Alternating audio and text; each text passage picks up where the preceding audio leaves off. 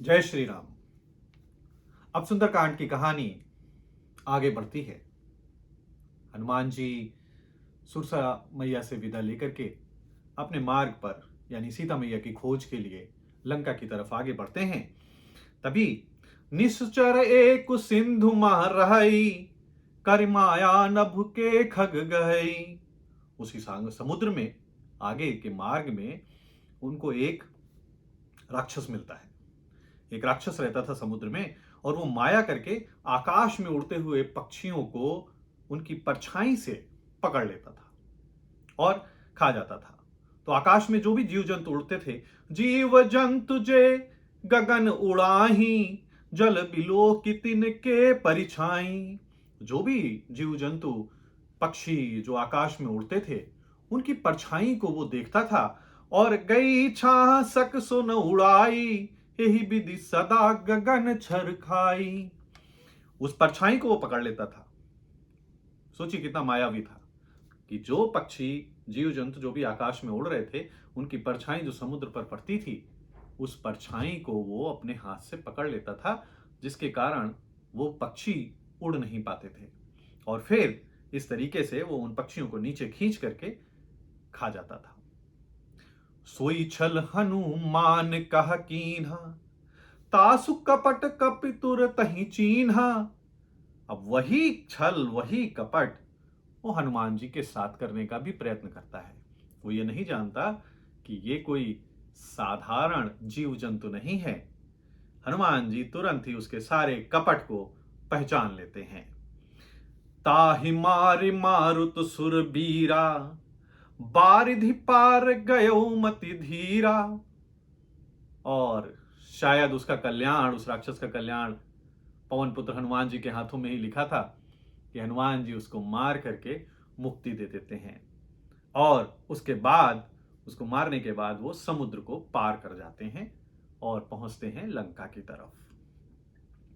तहां जाय देखी बन शोभा, गुंजत चंचरीक मधुलोभा।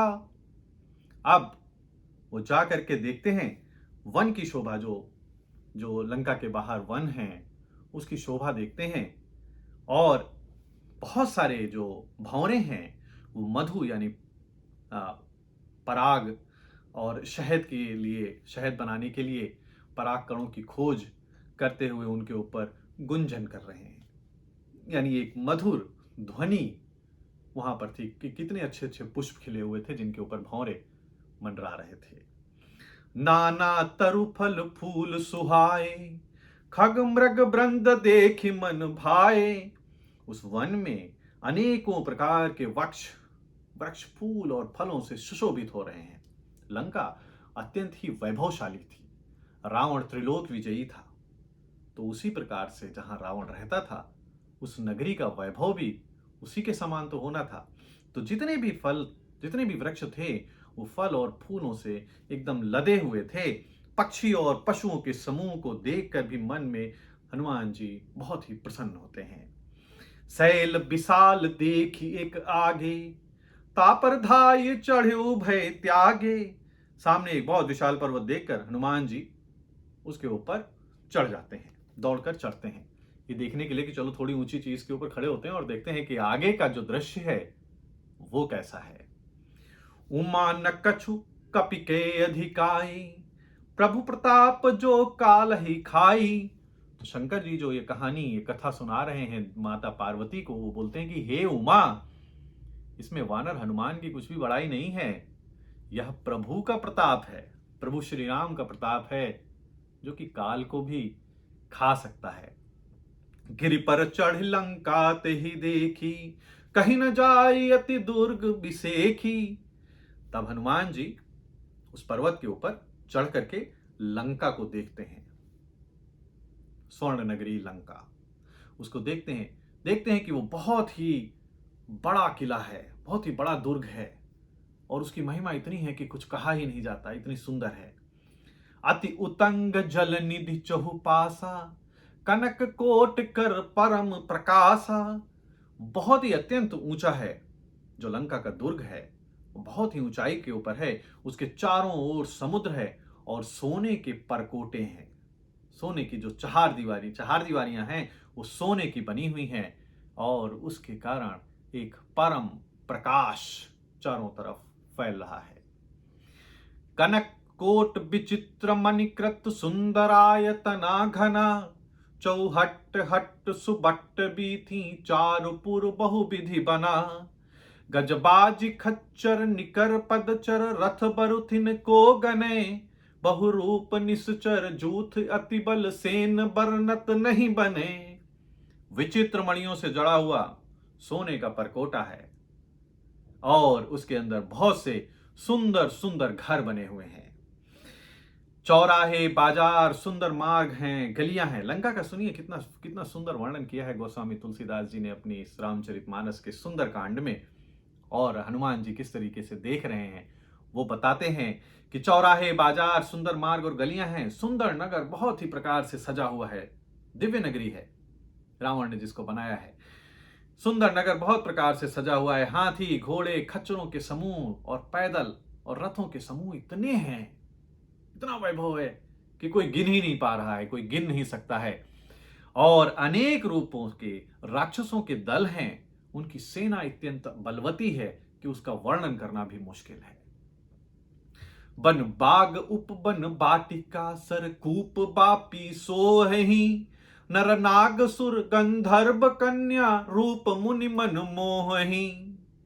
बन, बाग, उपवन, बगीचे, फुलवाड़ी, तालाब, कुएं और बावलियां सुशोभित हैं। यानी हर प्रकार की व्यवस्था है जो कि एक नगर के अंदर होनी चाहिए। मनुष्य, नाग, देवताओं और गंधर्वों की कन्याएं अपने सौंदर्य से विभिन्न मुनियों के मन को भी मोह लें, वो इतनी सुंदर हैं। कहूं माल देह विशाल शैल, समान अति बल गर्जही।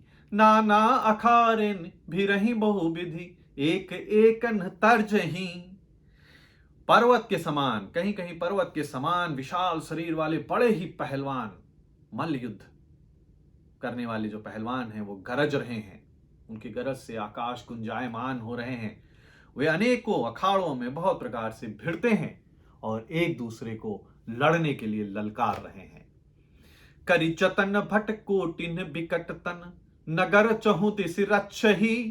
कहूं महिष मानुष धेनु खर अज, खल निसाचर भक्षहि। एहि लागी तुलसी दास इनकी, कथा कछु एक है कही। रघुबीर सर तीरथ शरीरिन, त्यागी गति पई है सही। भयंकर शरीर वाले करोड़ों योद्धा वो यत्न करके यानी बड़ी सावधानी से वो नगर की चारों दिशाओं की रखवाली कर रहे हैं।